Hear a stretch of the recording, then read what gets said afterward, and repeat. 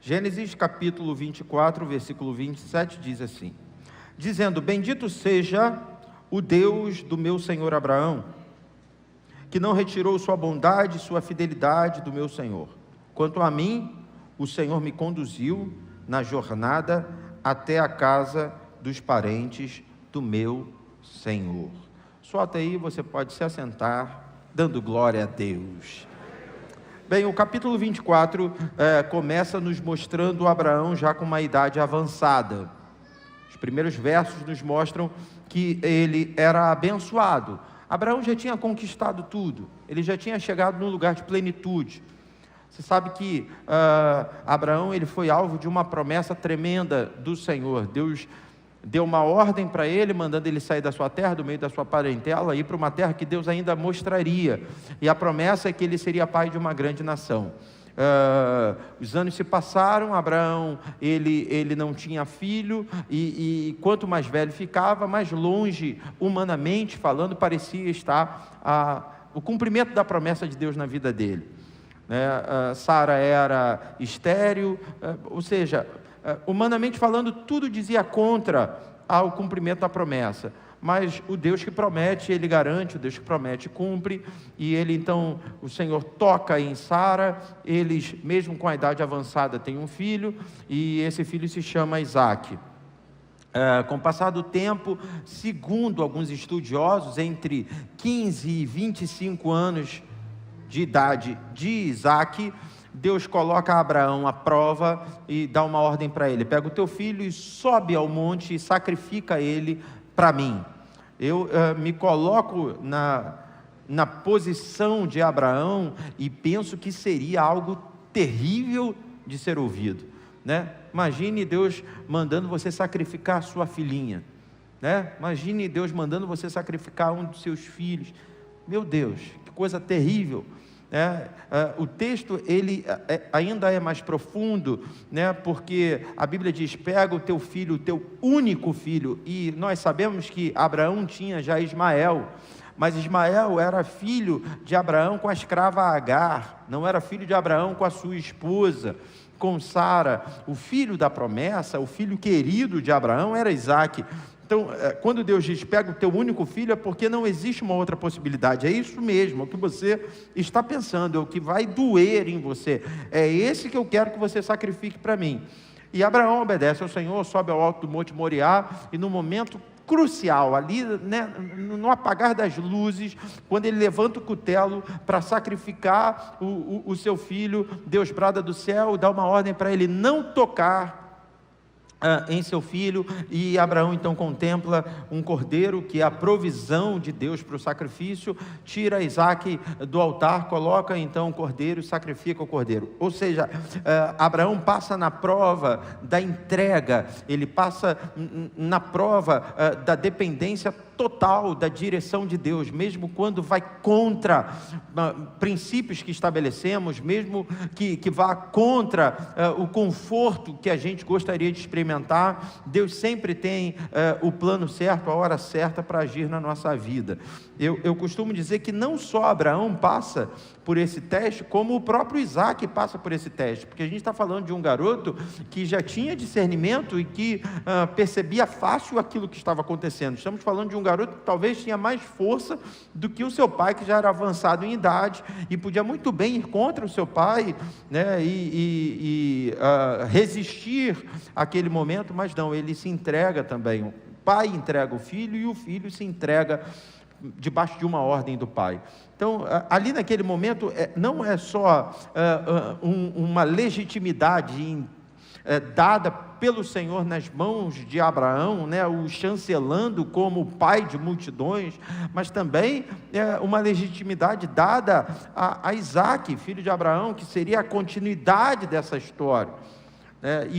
Isso é tão tremendo, e isso fica tão claro na história de Israel, que quando no decorrer da Bíblia um judeu cita o patriarca, ele em raros momentos fala só sobre Abraão, o Deus de Abraão. Normalmente eles falam Deus de Abraão, de Isaque e de Jacó.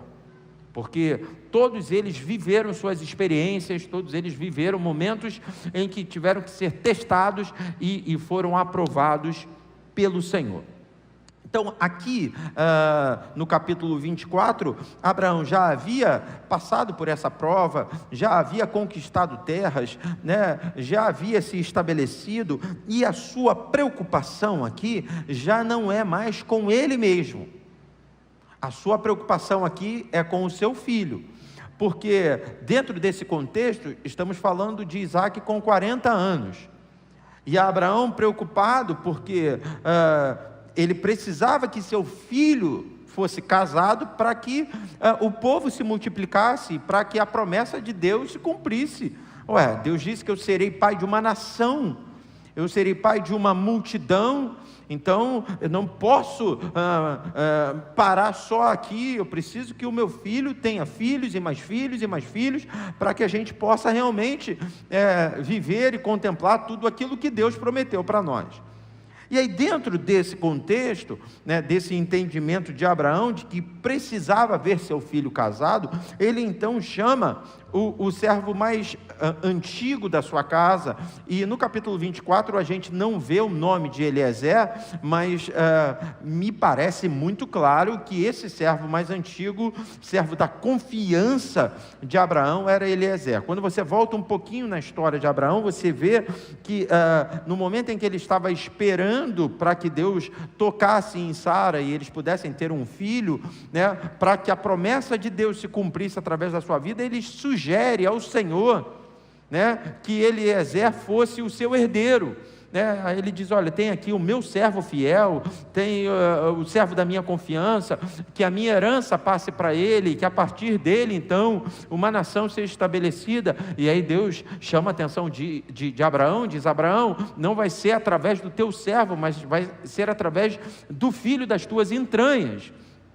Mas para Abraão já estava difícil entender, porque o tempo estava passando e ele achava que não ia ter filho, né? Mas vem Isaac, né? Antes de Isaac vem aquela história de Ismael, a gente não tem tempo para falar de tudo, né? E aí depois então vem Isaac. Aqui já tem Isaac com 40 anos, e ele precisa ver a continuidade da obra de Deus através da sua família.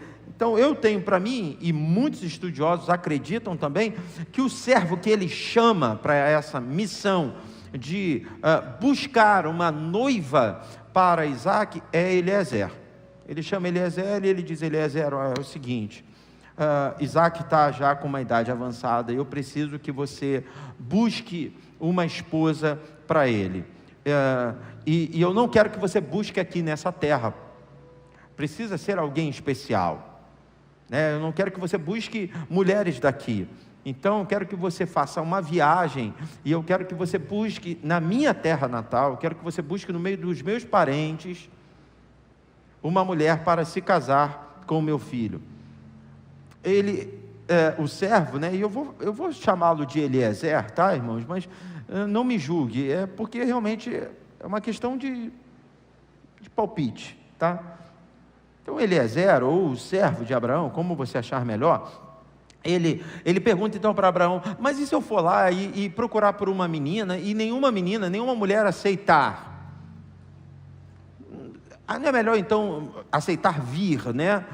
Não é melhor então eu levar Isaac para lá? Não, deixa Isaac aqui, eu não quero que Isaac vá, e eu também não quero que você busque aqui, eu quero que você faça essa viagem e vá até o encontro dessa mulher.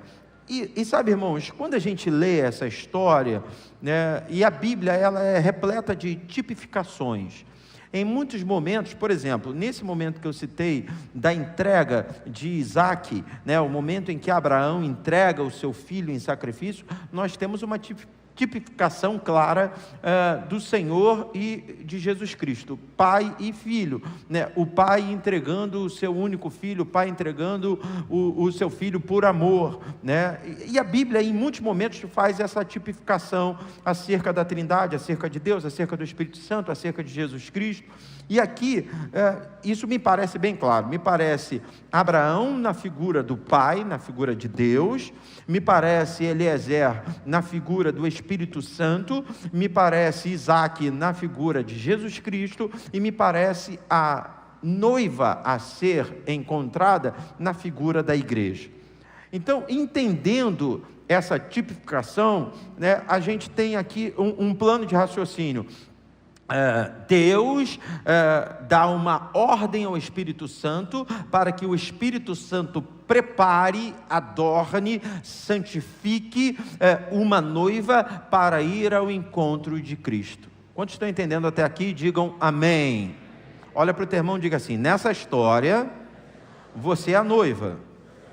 Nós somos a igreja, ok? Então, nós temos uma ordem dada por Deus para que o Espírito Santo invista na nossa vida, nos santifique, nos prepare para que estejamos aptos para o encontro com o noivo, que é Jesus Cristo.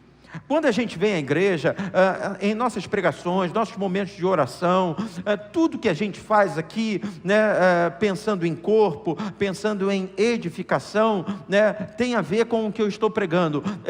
Deus dando uma ordem ao Espírito Santo, porque quando Jesus é assunto, ele diz: eu vou ao Pai, mas eu deixarei convosco o Espírito Santo, ele vai estar com vocês todos os dias. E aí, quando você estuda sobre o Espírito Santo, a Bíblia diz que ele nos faz lembrar de todas as coisas. A Bíblia diz que o jugo é despedaçado por causa da manifestação do Espírito Santo, né? Nós vemos o Espírito Santo como companheiro, é ele que realmente vai forjando o nosso caráter, é ele que vai afiando nossas armas, é ele que vai nos deixando realmente aptos para o encontro com Jesus. É ele que faz com que eu e você sejamos dignos dessa companhia, dessa parceria com Jesus Cristo. E aí, o texto aqui deixa claro para nós, né? Deus dando uma ordem para o Espírito Santo, para que o Espírito Santo vá ao encontro de uma noiva digna para Jesus. E no verso 10 do capítulo 24, está escrito: o servo partiu com 10 camelos do seu senhor, levando também do que o seu senhor tinha de melhor. Partiu para a Mesopotâmia, em direção à cidade onde Naor tinha morado. Então, entenda bem aqui, Abraão chama o seu servo e diz assim: eu quero que você vá em busca de uma esposa, de uma noiva para o meu filho. E Eliezer, ele aceita essa ordem e ele não vai de mãos vazias, mas ele vai até o local onde os animais de Abraão ficavam, e ele separa 10 camelos. A gente está falando de um investimento pesado, a gente está falando de um investimento alto, né? Quando a gente vai para Israel, quando a gente, né, anda pela Palestina, né, porque quando a gente faz a excursão, a viagem para Israel, né, se a gente for conhecer o campo dos pastores, né, aonde houve aquele encontro dos pastores com os anjos no céu, né? Se a gente for até a igreja da Natividade, aonde existe uma estrela, e segundo estudiosos é o local aonde Jesus nasceu, onde ficava a estrebaria, a manjedoura. Para a gente ir para esse lugar, a gente tem que atravessar um muro, né? E a gente sai de Israel e a gente entra na Palestina. Até hoje, sabe, uma atmosfera diferente, né? Quando você está em Israel é tudo muito claro, né? É tudo muito limpo. Quando você atravessa o muro e entra na Palestina, aí a coisa já é mais poluída, visualmente falando, é diferente. Mas a gente precisa entrar lá, a gente não vai para a faixa de Gaza, a gente não vai para nenhum lugar perigoso, mas a gente precisa atravessar o muro e entrar na Palestina para a gente ter acesso a esses locais, né? Como, por exemplo, a igreja da Natividade ou o campo dos pastores. E indo a Israel, tanto de um lado quanto do outro lado do muro, é comum você ouvir pessoas falando sobre compra de mulheres, né?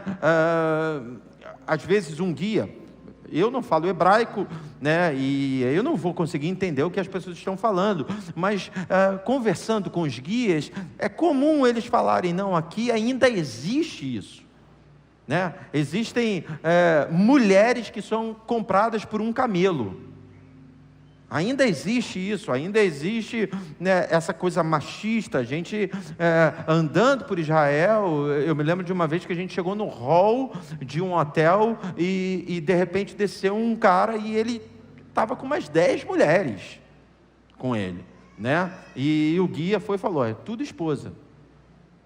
É uma cultura, entendeu? Então, se ainda existe um pouco disso, que dirá há mais de 5.000 anos atrás? Era moeda, entendeu? Um camelo comprava coisa pra caramba. Eu não sei estipular para você aqui uma quantia, um valor, mas eu posso te garantir que um camelo era um carro bacana, era um carro de gente rica. Eliezer, ele vai em busca de uma noiva para Isaac, e ele não vai com um carro, ele vai com 10 carros. E aí o texto vai além, diz que ele pega 10 camelos do seu senhor, e ele leva também o que o seu senhor tinha de melhor. E nós estamos falando de um homem rico, nós estamos falando de um homem de muitas posses. Então Eliezer, ele vai para uma viagem em busca da noiva de Isaac, com um investimento pesado. Voltando para o paralelo que eu fiz, para a tipificação, né? Deus, o Espírito Santo, igreja, Cristo. Quando Deus quer que um encontro aconteça entre a noiva e o noivo, o investimento que ele faz nessa noiva, a partir do Espírito Santo, não é um investimento qualquer. Nós estamos falando de um investimento pesado. Eu não sei se você está começando a sentir aonde a mensagem dessa noite quer nos levar, mas naquilo que depende de Deus, um investimento pesado já foi preparado e separado para chegar até as tuas mãos, porque para você ser noiva de Cristo, para você ser digno de caminhar com Ele, para que você seja uma noiva adornada, separada, santificada, o investimento tem que ser pesado na tua vida. Levanta a tua mão e receba em nome do Senhor Jesus. Nessa noite o Espírito Santo está aqui e há um investimento que já foi separado para que você seja apto para o projeto que o Pai tem para você. O Pai desejou uma noiva para o filho, o Pai desejou um projeto para o filho ao lado de uma noiva, e para isso Ele deu ordem ao Espírito Santo e disse para ele: pegue o que eu tenho de melhor e vá ao encontro dessa noiva e invista nessa noiva, porque para andar com Jesus não pode ser qualquer um, mas tem que ser alguém diferente, diferenciado, referência nessa terra. Ou em nome de Jesus, receba nessa noite, o Espírito Santo trouxe até mim e você um investimento pesado. Oh meu Deus, já estou começando a sentir isso aqui, hein? Oh, louvado seja o nome do Senhor. Eu vou usar uma linguagem minha chula. Minha avó falava isso, principalmente já no final da vida dela, né? Quando a gente perturbava ela, mexia com ela, ela dizia assim: tá achando que eu sou pouca porcaria? Eu não sou pouca porcaria, não. É meio doido, né? Porque, meu Deus do céu, se não é pouca porcaria, é muita porcaria. Mas o que ela queria dizer é que ela era especial, que ela não era qualquer um. Você pode olhar para o teu irmão e diga assim: eu sou especial. Agora diga para ele: você não é qualquer um, não. Oh meu Deus, desceu, olha para o teu irmão e diga assim: quando Deus, melhor diga, quando o Pai pensa em você, automaticamente Ele separa um investimento pesado. Oh meu Pai, aleluia. Os meus filhos estudam numa escola em Jacarepaguá, e nós temos um testemunho na nossa casa, né? O João Vitor, meu filho mais velho, durante muito tempo da vida dele, ele não produzia vários hormônios. E porque o João Vitor não produzia esses hormônios, o João Vitor não crescia. Então o João Vitor, ele era o mais baixinho da turma, né? Ele era o menorzinho de todo mundo. Às vezes a gente ia numa Olimpíada, num jogo e tal, não sei o quê, já tinha os meninos tudo da idade dele, da turma dele, bem maiores, mais fortes que ele. E a gente orando e tal, e Deus usa o homem para o bem do próprio homem. Durante muito tempo era murro em ponta de faca, porque o João Vitor não comia, mas a dificuldade do João Vitor comer não era, porque o João Vitor não gosta de arroz, feijão, não, o João Vitor não gostava nem de McDonald's, o João Vitor não gostava de besteira, que todo adolescente gosta. Se você levasse ele para comer um sanduíche, ele tirava um pedaço do sanduíche e largava mais da metade. E aí era comprovado que o João Vitor, ele não produzia vários hormônios do crescimento. E a gente procurando aqui, procurando ali e tal, não sei o que, até que a gente descobriu uma doutora, foi uma pessoa que Deus colocou no nosso caminho, e a gente fez então um processo de como é que se fala? De hormônio, né? De reposição hormonal. Essa é a palavra. A gente fez então uma reposição hormonal, um processo durante anos com o João Vitor. 3 anos. Primeiro ano muito difícil e tal, mas de repente uma chave virou, e o João Vitor começou a crescer, e normalizou a curva. Ele era totalmente fora da curva, né? A Flávia, que é pediatra, e outros irmãos sabem que, né, a criança, o adolescente tem uma curva de crescimento e tal, vai dando peso com altura, aquela coisa toda. João Vitor era totalmente fora da curva. E aí depois de um ano e meio, o João Vitor começou a entrar na curva, e aí depois, no último ano e tal, o João Vitor foi e regularizou, e tal, hoje está da minha altura, está com o pé grandão, tudo, né? Normalizou. E eu me lembro, por isso que eu falei que eles estudam numa escola em Jacarepaguá, eu me lembro que uma vez a gente estava conversando com a coordenadora, e ela falou que há anos atrás estudou lá nessa mesma escola um jogador que foi do Flamengo, agora está na França, da seleção brasileira. O apelido dele é Paquetá, o primeiro nome eu esqueci, alguma coisa Paquetá, Lucas Paquetá, e ele estudou lá no mesmo colégio. E a coordenadora disse assim: não, o tratamento que o Flamengo fez com ele é o mesmo tratamento que vocês estão fazendo com o filho de vocês. A Priscila está ali, o Oliver também, é a mesma coisa, também passou pela mesma situação, coincidentemente estuda na mesma escola. Meu Deus do céu, eu acho que tem um problema naquela escola. E ela falou: eu não sei, ela falou, eu acho que o Messi também passou pelo mesmo tratamento, tinha uma deficiência hormonal e precisou fazer uma reposição. João Vitor tomava injeção todo dia, para fazer reposição hormonal. E ela falou a mesma coisa, ela disse: o garoto era pequenininho, mirradinho, que não sei, de repente o Flamengo fez uma reposição, e o garoto, pá. Aí você me pergunta assim, por que o Flamengo fez isso com o Paquetá? Porque o Flamengo percebeu que o Paquetá valia a pena, porque o Paquetá joga muita bola. A grande prova é que hoje ele é um dos titulares da seleção brasileira. Então foi um investimento. O Paquetá percebeu, não, vale a pena investir ali, porque ele vai trazer um retorno, e deve ter trazido, porque o Paquetá foi vendido, não foi para a França, foi para um outro time antes, né? Acho que foi para o Milan, pode ser, né? Quer dizer, deve ter entrado um dinheiro forte para o Flamengo, o que é um tratamento hormonal diante do dinheiro da venda desse jogador. Alguém deve estar perguntando assim: pastor, por que o senhor fez com o João Vitor esse? Porque é meu filho. É meu filho. Vale a pena. Não é porque o João Vitor é um mega jogador de futebol. Não, até que ele está jogando melhor. O último dia teve um futebolzinho deles, eu falei: cara, tu foi o melhor em campo, dei parabéns para ele e tal. Meio fominha, não toca bola, falta um pouquinho de fundamento, sabe? Mas para um peladeiro, você saiu bem, gostei, elogiei ele e tal, fazia gol, vinha comemorar comigo e tal, mas o investimento que eu fiz na vida dele foi porque ele é meu filho, e dentro das nossas possibilidades, só Deus sabe que a gente ficava se virando, né? Eu louvo a Deus pela vida dos avós, né? que ajudam também, né? A gente fez esse investimento, mas eu quero que você entenda,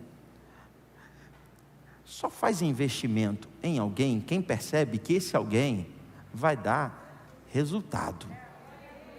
Está conseguindo entender aonde Deus está querendo nos levar nessa noite? Não é para você sair daqui arrogante, vaidoso, mas é para você reconhecer o quanto você é especial. O investimento que o Espírito Santo faz na tua vida é porque ele percebe que você pode dar resultado. O investimento que o Espírito Santo faz na tua vida, porque ele sabe aonde você pode chegar. Você não tem ideia, mas ele já viu lá na frente, e ele sabe o homem de Deus e a mulher de Deus que você pode se tornar na área do louvor, na área da palavra, na área da profecia, do evangelismo, da pregação, eu não sei em que área, do ensino, na área missionária, na área pastoral, mas Deus conhece o teu amanhã, e hoje você precisa estar aberto, apto para receber esse investimento. Senhor, quando eu olho para mim eu não vejo nada, mas o Senhor vê um talento, o Senhor vê uma aptidão, o Senhor vê uma possibilidade de retorno. Então eis-me aqui, Senhor, invista na minha vida.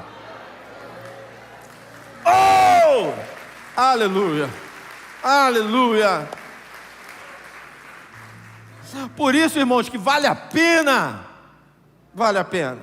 estarmos abertos para o agir do Espírito Santo, porque o Espírito Santo não coloca a gente em furada. O Espírito Santo não vai pegar um cara que ele sabe que é um perna de pau e colocar ele como atacante do maior time do mundo. Não vai fazer isso, porque isso é exposição.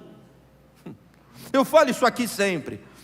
Agora eu não cuido mais disso, graças a Deus. Agora a pastora Denise, que é líder do louvor, João Vitor, que cuida do vocal e tal, qualquer coisa, eu quero cantar, vai falar com a pastora Denise, vai falar com o João e tal, e eles resolvem. Mas durante um tempo eu tinha essa responsabilidade, e eu sempre me preocupei em não expor a pessoa. Eu quero cantar, eu sei que você quer, mas até que Deus faça uma obra na tua voz, eu não vou te colocar, porque se eu te colocar, sobretudo eu vou estar te expondo. Num primeiro momento vai parecer bacana, você vai estar aqui cantando, mas vai ter gente rindo, vai ter gente falando mal. É por isso que o Espírito Santo, ele coloca a pessoa certa, na área certa, para fazer a coisa certa. Você foi criado com um talento, você foi criado com um chamado, e o Espírito Santo vai desenvolvendo isso. Pastor, mas eu conheço alguém que não cantava nada e de repente Deus mudou a voz. Contra milagre não tem argumento, irmão, porque a soberania de Deus é algo intocável. Em alguns momentos ele vem mesmo para confundir sábios e entendidos. Então ele pega aquele que humanamente falando não tem essa resposta para a sociedade e transforma ele para que ele seja apto para aquela obra. Mas na maioria dos casos Deus vai trabalhando diante de algo que ele já percebe que nós estamos desenvolvendo, e ele não só percebe, ele sabe, porque foi ele que plantou na nossa vida. Então eu quero profetizar que a noite de hoje também será uma noite de descobertas ministeriais. Eita! Profetiza, olha para o teu irmão e diga assim: essa semana Deus vai falar com você o que você tem que fazer e a maneira que você tem que fazer.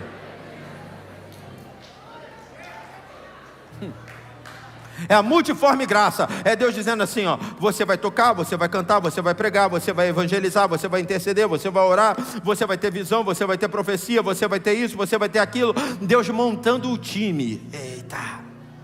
E o mais lindo é que quando Ele nos coloca na posição certa, quando nós aceitamos ser colocados na posição certa, Ele dá uma ordem para o Espírito Santo, e Ele diz assim: agora vai lá e invista nele.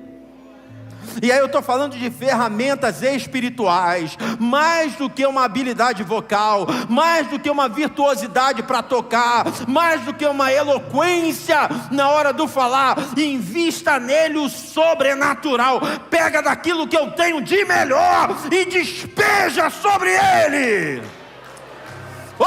Esteja preparado para viver o melhor de Deus, para usufruir e para deixar fluir do melhor de Deus.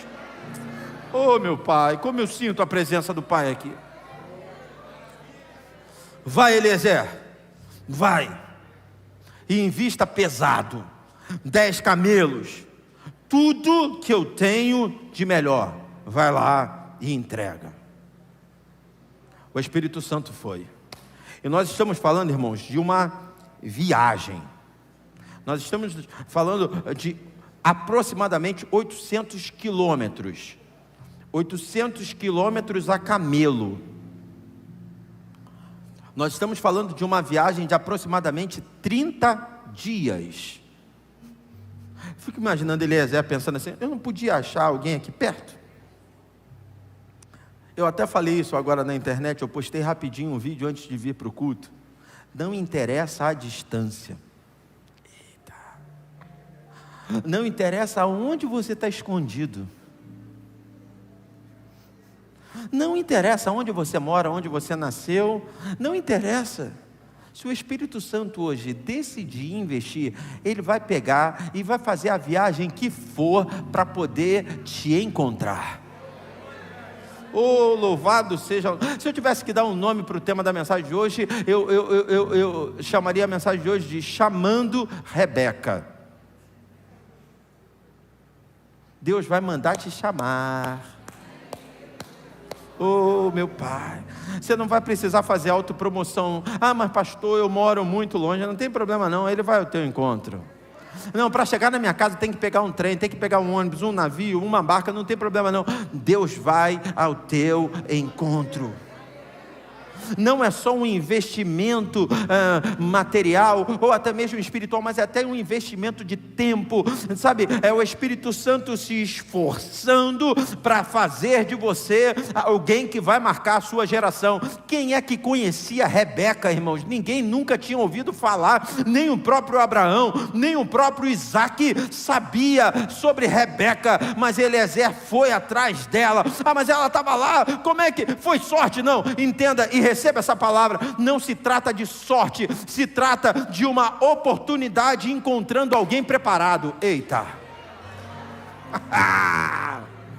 Fala para o seu irmão, diga assim, não se trata de sorte, diga para ele, se trata de estar preparado na hora da oportunidade. Alguém chega e diz assim, aquele camarada deu sorte, né? Não, ele não deu sorte não, mas quando a porta se abriu, ele estava apto. Estava apto. Cresceu. Sabe, irmãos, eu falo muito da música, porque durante muito tempo foi minha área de atuação. Ainda é, nunca vai deixar de ser. Mas foi talvez a única área, ou a principal área de atuação. E eu me lembro que quando eu era moleque, sabe, eu ficava sentado sempre do lado do baterista, e eu ficava olhando, e eu não ficava torcendo para ele errar não. Deus sabe, Deus conhece o meu coração. Mas ao mesmo tempo, eu entendia, a qualquer momento uma oportunidade pode ser dada para mim. E eu tenho que estar preparado. Eu tenho que estar preparado. E eu ficava, eu orava, e eu treinava, e eu ensaiava, e que não sei o quê. E eu me lembro, já contei esse testemunho aqui, depois você pode procurar na internet, eu não sei se o nome da canção é esse, mas a canção é Meu louvor é fruto do teu amor por ti, Jesus. Eu não sei se o nome é Meu Louvor, se é Fruto do Louvor, eu não sei qual é o nome. Mas é uma canção, acho que do Asaf Borba, da Life e tal, e era uma canção que fazia sucesso, 1900 antigamente. E no meio dessa canção, tal, eu sei que faz, que habita em mim, aí para, aí dá uma firmata, morre todo mundo. Aí a batera faz assim, pá, pá, pá, pá, pá, pá, tá, tá, tá, tá, tá, tá, tá, bem louvor. Era exatamente essa virada. E eu sabia que as irmãs gostavam de cantar essa música, de vez em quando uma cantava, outra cantava, e o baterista sempre se machucava nessa hora. Mas era impressionante. Meu louvor, meu louvor, meu louvor. Elas ficavam caçando o tempo e tal, era sempre uma derrota. Alguém te pediu para tocar essa música, pastor? Não, ninguém me pediu para tocar, mas na dúvida, né, Fábio? Vamos tirar esse arranjo? E eu ficava, errei a primeira, errei a segunda, errei a terceira, na quarta eu vi que já estou chegando e tal, ficava meio frouxo, não sei o que, mas, né? A molecada que quer tocar, que não sei o que e tal, eu sempre usei metrônomo. Na minha época não tinha de celular não, então era analógico mesmo, ficava aquele martelinho, aquela coisa chata pra caramba no ouvido, e eu fazia em cima do metrônomo, pá, falei, caraca, acertei, pá. Minha baqueta tocando no sofá lá de casa, pum. e teve um sábado, culto da juventude, que não sei o que e tal. Me lembro como se fosse hoje, o pastor Wilson foi e chamou Eunice, que é do coral. Falei, Eunice vai ministrar o louvor aqui. A Eunice chegou, olhou e falou, vamos cantar, meu louvor é fruto. Terror dos bateristas. Caramba, meu louvor é fruto, não acredito. Eu estava ali, do lado, o baterista no dia era o pastor Sérgio, meu cunhado.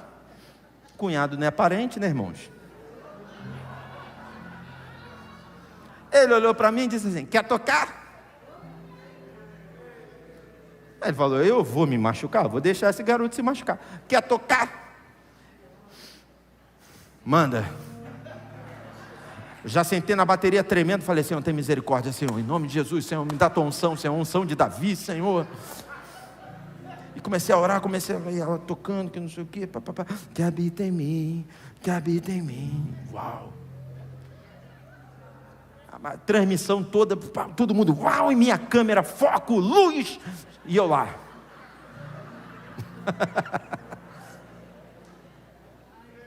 E a galera da antiga sabe que o pastor Wilson era um cara, não morreu, né? Muito empolgado e tal.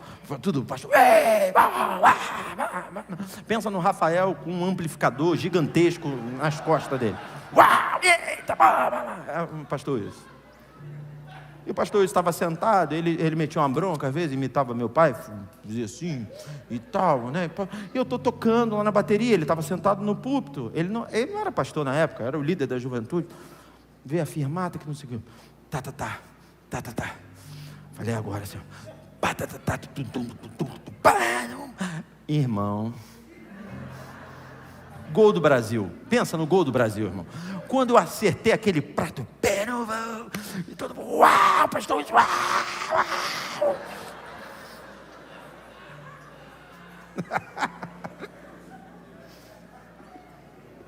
E aí de repente, sabe, irmãos, alguém pode ter pensado sorte. Olha para o teu irmão e diga assim, a chuva vai cair. E a tua terra tem que estar preparada. Fala para o teu irmão, prepara essa terra aí, irmão, que a chuva vai cair. Alguém vai mandar te chamar. Você pode estar morando longe, anônimo, desconhecido, vão mandar te chamar.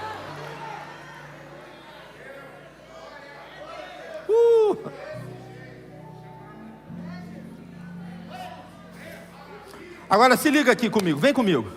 Existem alguns posicionamentos de Rebeca.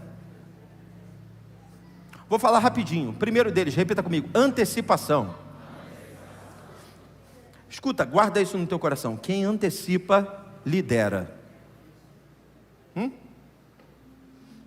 Quem espera alguém ir na frente para depois ir, vai ficar para trás. É mais cômodo. Vou deixar ele primeiro, depois eu vou. Agora, quem antecipa marca história.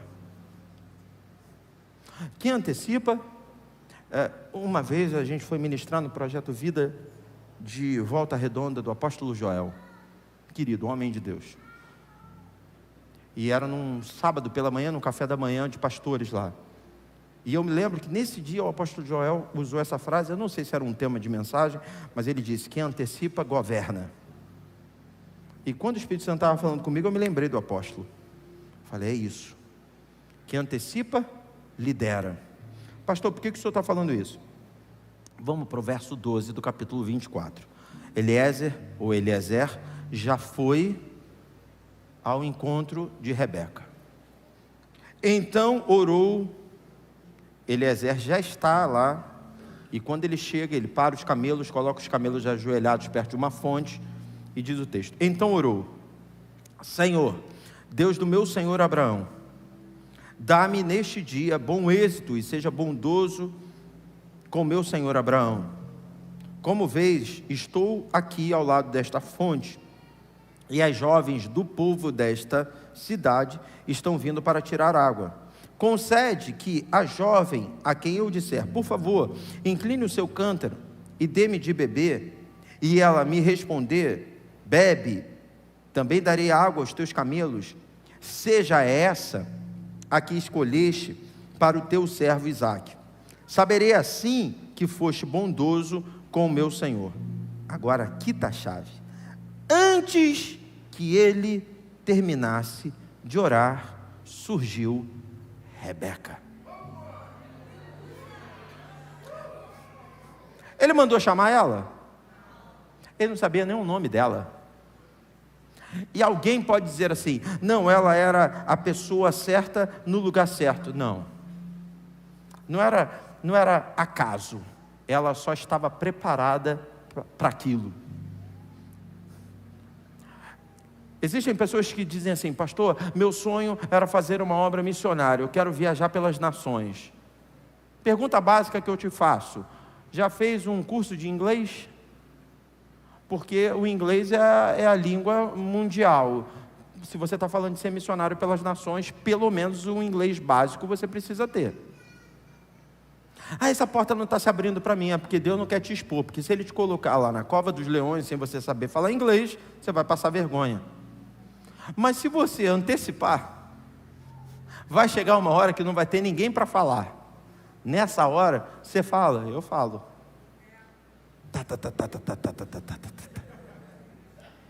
É comigo, deixa que eu vou. Está aqui o pastor Anderson tocava também. João Vitor, pensa numa demarcação de território. Cristiano Ronaldo. Entendeu? Mas você não se prepara. Você não lê a Bíblia. Você não ensaia. Você não estuda. Você não pratica. Você não dobra os joelhos. Você não ora. Das duas, uma. Ou Deus vai ter misericórdia de você e não vai te dar oportunidade para não te envergonhar, ou então, por muita insistência tua, Ele vai dar a oportunidade e você vai se machucar. Porque a chuva, sempre que encontra uma terra despreparada, causa alagamento, deslizamento, morte. Existem pessoas que estão vivendo um alagamento espiritual, um deslizamento espiritual, gente que está morrendo espiritualmente, porque a pessoa fazendo a coisa errada na hora errada. Não é falta de oportunidade, é falta de preparo. Não estava preparada para viver aquilo que Deus queria que ela vivesse. O terreno precisa estar afofado. É como se Rebeca entendesse assim: quando ele aparecer, eu preciso estar com um cântaro na mão. Quando ele aparecer, eu tenho que ir ao encontro dele.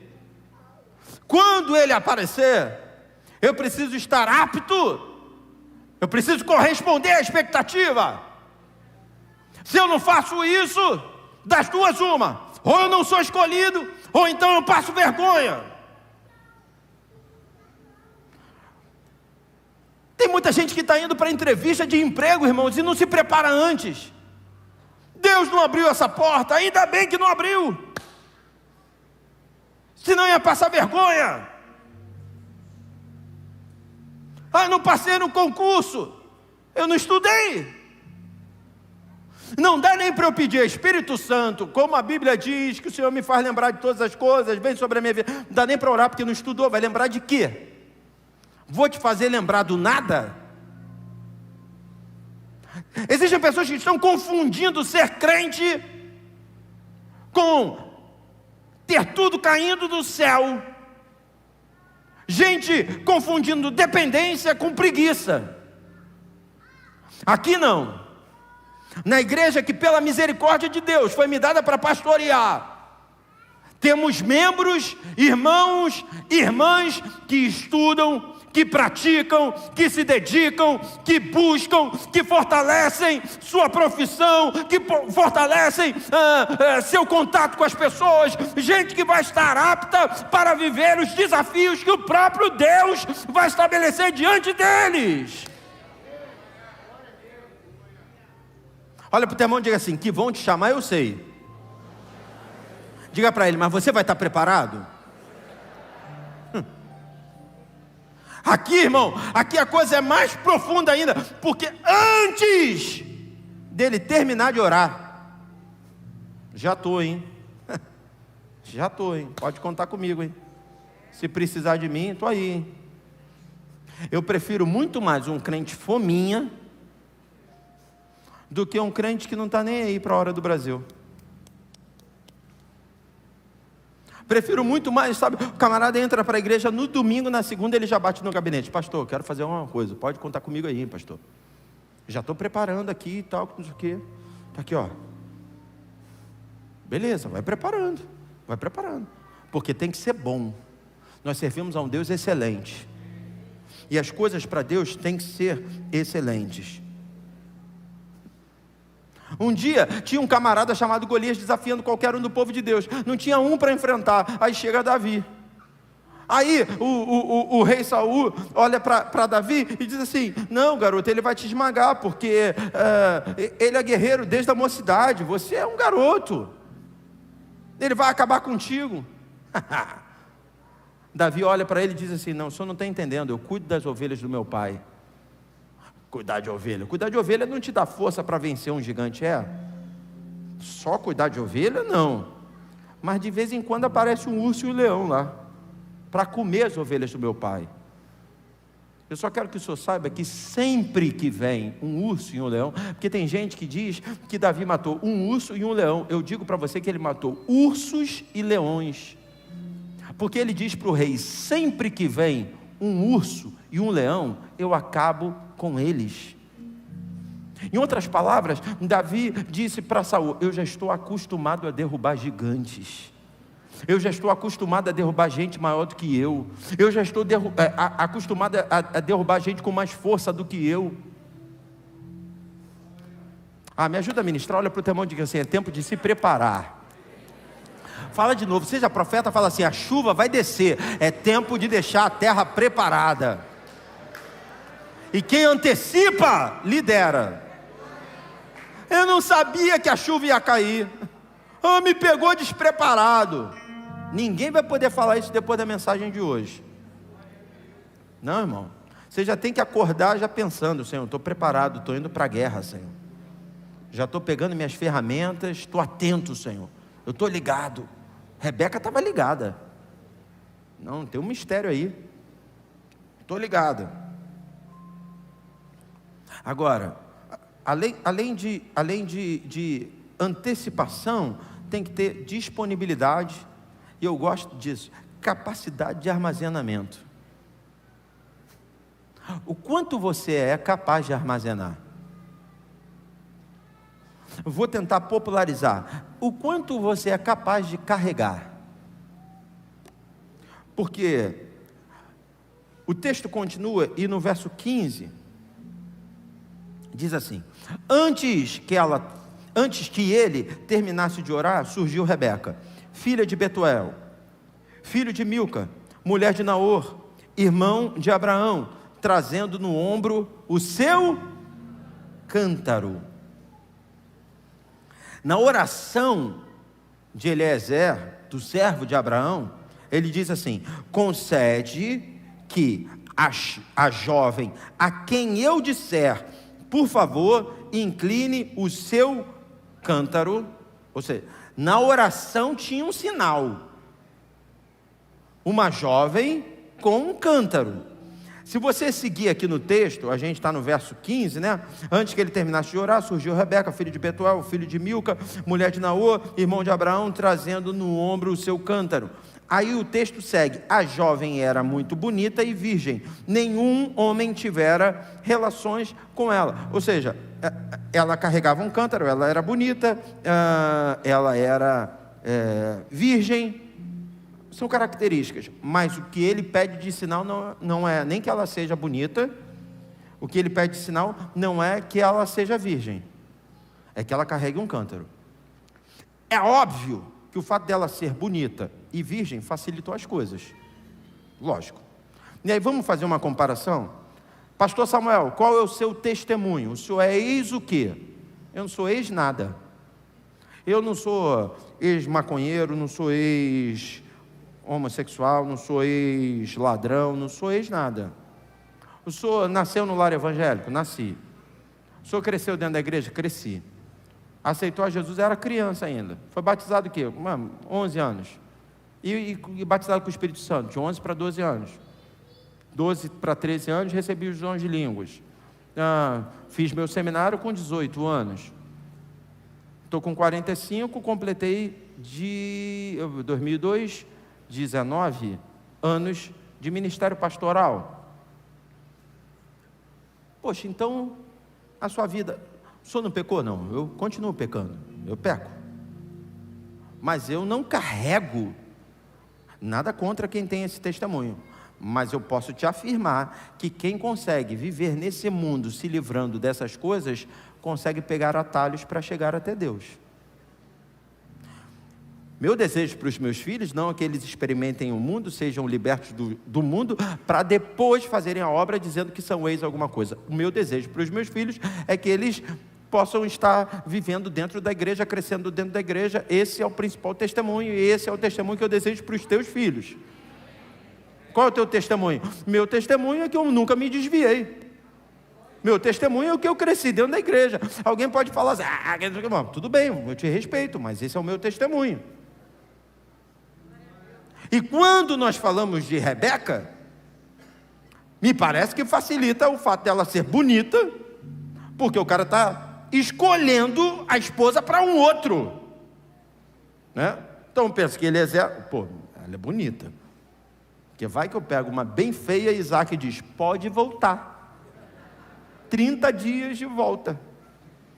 Então facilita ela ser bonita, e facilita ela ser virgem. Não, ela nunca se deitou com nenhum homem, facilita. Mas o sinal não é esse.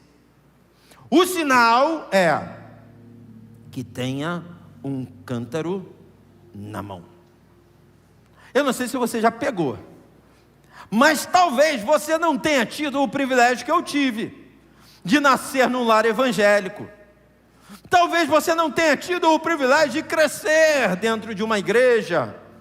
Talvez você tenha experimentado as coisas do mundo. Eu digo para você, facilitaria muito as coisas se você tivesse sido influenciado pelas coisas de Deus desde o berço. Mas o sinal para que o Espírito Santo invista na sua vida não é o fato de você ter nascido no lar evangélico e nunca ter se desviado. O sinal para o Espírito Santo investir na tua vida não é o fato de você nunca ter experimentado por coisas terríveis do mundo. O sinal, aquilo que o Espírito Santo espera para poder investir em você, é que você seja encontrado com um cântaro na mão. Oh, meu Pai. E quando nós falamos de cântaro, nós estamos falando de capacidade de armazenamento. Porque quando Eliezer ora, ele diz assim, eu quero alguém que tenha um cântaro na mão e que me ofereça água para beber. Porque o Espírito Santo só vai investir em alguém que consiga armazenar água para dar de beber.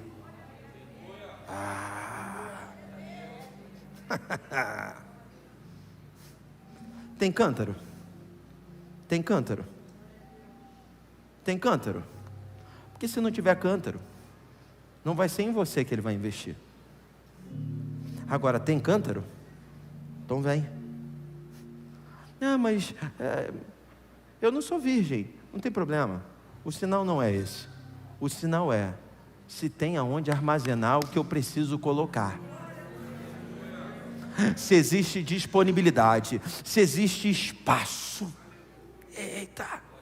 A palavra do Senhor nos mostra a história da sunamita que via o profeta Eliseu passando na porta da sua casa. Ela oferecia alimento para ele, ele vinha e ia, vinha e ia. Aí teve um dia que ela disse assim, eu não quero que ele venha e vá, mas eu quero que ele venha e fique. Aí ela chama o seu marido e diz assim, nós podemos construir um quarto para ele, porque aí quando ele vier, além da gente alimentar, a gente não oferece para ele ficar. E o marido entende, vamos construir. E aí eles constroem um quarto. Quando Eliseu vem, ela diz assim, hoje você não vai só comer, mas por favor, tem um quartinho aqui, botei uma cama, uma mesinha, botei tudo bonitinho aqui para o senhor vai poder dormir e descansar. E dentro desse quarto, Eliseu constrangido pelo amor daquela mulher, ora ao Senhor e diz assim: Deus, o que o Senhor pode liberar sobre a vida dessa mulher? E Deus então diz para ele: vai lá e fala para ela que em 1 ano ela vai ter um filho. Ela mesmo não sabia o quanto ela precisava disso. Ela já era avançada em idade, seu marido mais velho ainda, e uma mulher viúva, sem filho, homem,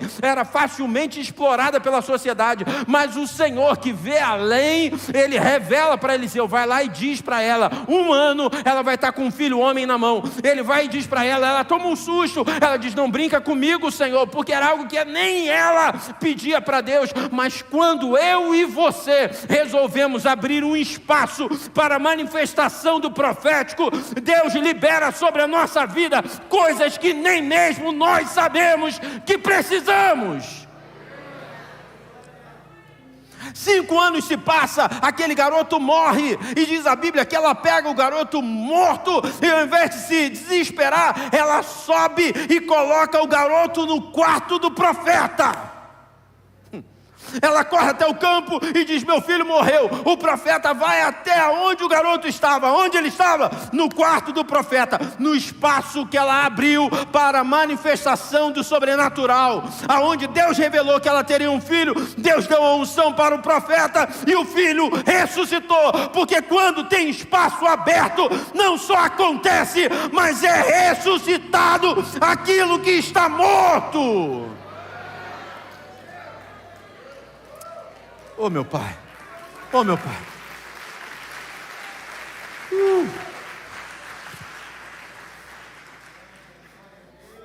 É a capacidade de armazenar. É a quantidade de vezes que eu venho para a igreja. É o tempo que eu separo para ler a Bíblia. É a capacidade de armazenamento. Cântaro, cântaro, cântaro. Tem cântaro. A Bíblia conta a história de uma outra mulher, desesperada. Diz assim: os credores estão batendo na minha porta, estão querendo tudo que é meu, eu não tenho nada. Não tem nada, não, só tenho um pouquinho de azeite. Ah, é? Tem um pouquinho de azeite? O que é pouco para você, para Deus é muito. Junte vasilhas. Eu gosto do texto que diz assim: junte vasilhas e não poucas. Vou falar um negócio para você. Se ela tivesse juntando vasilha até hoje o azeite estava sendo derramado. Porque o derramar do azeite depende da tua capacidade de armazenamento. Quanto mais você se esvazia, mais Deus te enche. Quanto mais você se organiza, mais Deus te exalta. Quanto mais você disponibiliza o que você tem, mais Deus age através da tua vida. Quantos estão entendendo? Digam amém. Cântaro precisa ter capacidade de armazenamento. Agora eu quero terminar lendo com você a partir do versículo 16. A jovem era muito bonita, virgem. Nenhum homem tivera relações com ela. Rebeca desceu a fonte e encheu o seu cântaro e voltou. O que ela fez, irmãos? Olha só, ela desceu, encheu e voltou. Você entende isso? Precisa explicar? Não, né? Ela desceu, encheu e voltou. Porque não basta ter cântaro, tem que se humilhar e encher o cântaro. Já seria um passo dado o Espírito Santo te encontrar com um cântaro. Só que o estado eficaz do cântaro não é vazio, é cheio. E Rebeca sabia, porque diz a Bíblia que ela vai direto na fonte e encher o cântaro. Ah, tem cântaro, mas está vazio, eu vou encher. E para encher tem que descer. Para encher não sobe, para encher desce.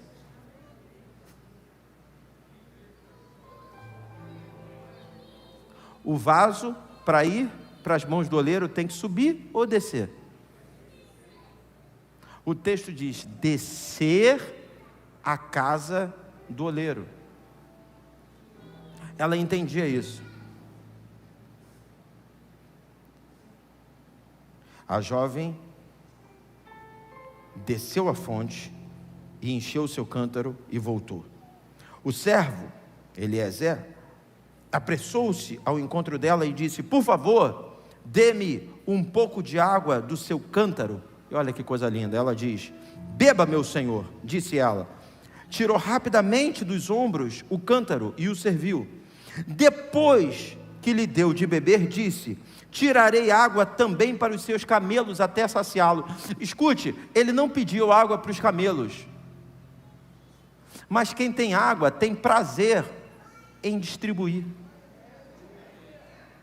Ah, meu pai.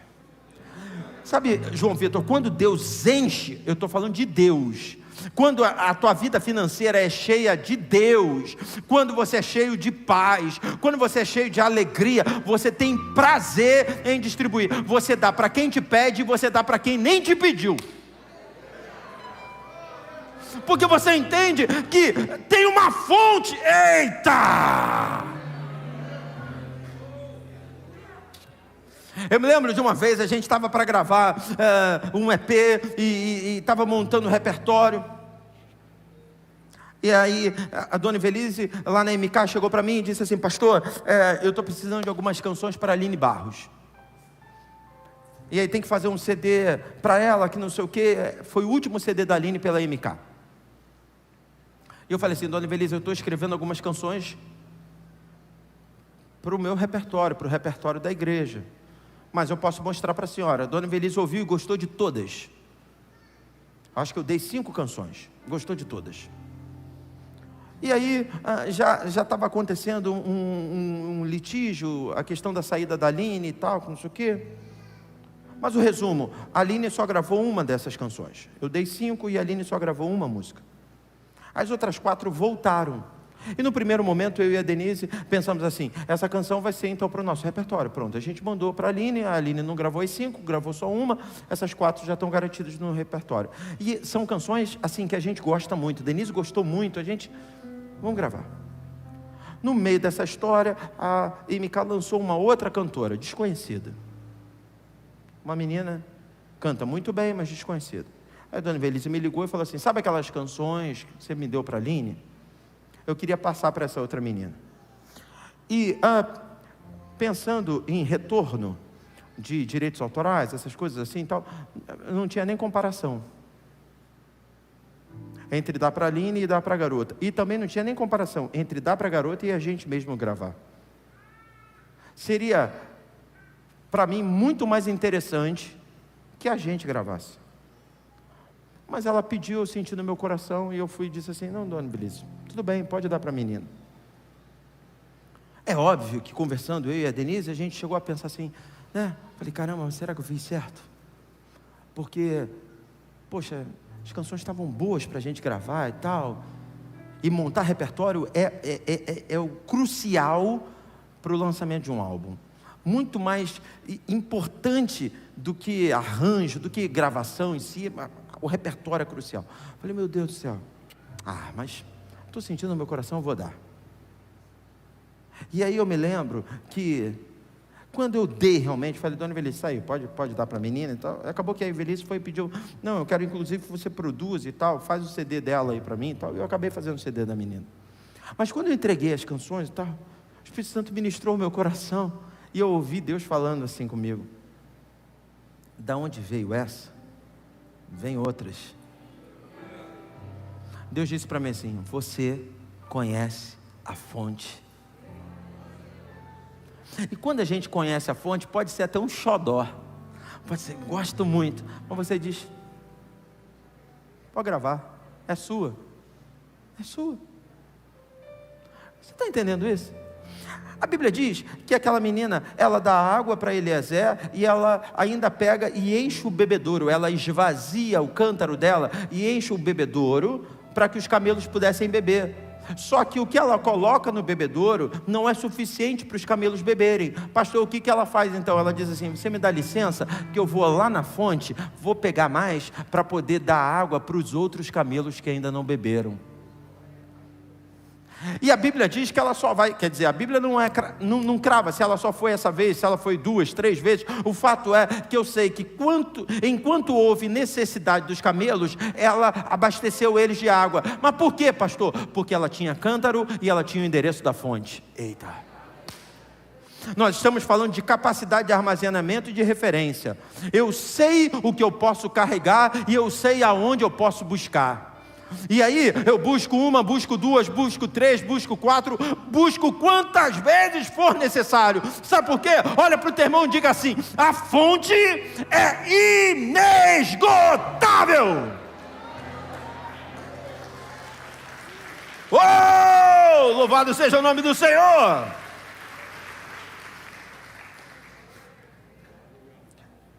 Verso 22 do capítulo 24, diz assim: quando os camelos acabaram de beber, o homem deu à jovem um pendente de ouro, 6 gramas, e 2 pulseiras de ouro de 120 gramas. Ou seja, os presentes começaram a acontecer. Eliezer olhou e disse assim: é ela, não tem a menor dúvida, é ela. Ele já colocou um bracelete aqui, ó, toma, pá, pá, pá.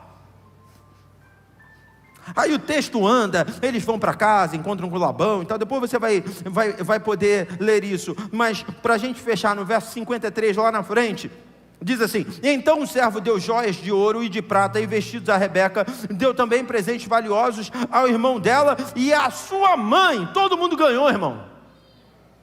Todo mundo ganhou. Olha para o teu irmão e diga assim: vai todo mundo ganhar. O investimento do Espírito Santo na tua vida é tão forte que teu irmão vai ganhar, tua mãe vai ganhar, vai todo mundo ganhar. Teu vizinho vai ganhar. Diga para o teu irmão: até eu que estou sentado do teu lado vou ganhar. Pesado, investimento pesado. Todo mundo vai receber. Pastor, como é que termina a história? Termina assim: então é o seguinte, você quer casar com Isaac? Aí o irmão dela diz assim: não, ela não pode ficar aqui umas 2 semanas, que não sei o que. Não, olha só, eu achava melhor ela ir agora comigo, mas então deixa eu perguntar para ela: você quer? Aí ela disse: não quero não. Teria essa faculdade. Teria ou não teria, irmãos? Ela podia dizer: casar? Não, quero não, estou bem. Mas ela disse: onde assina?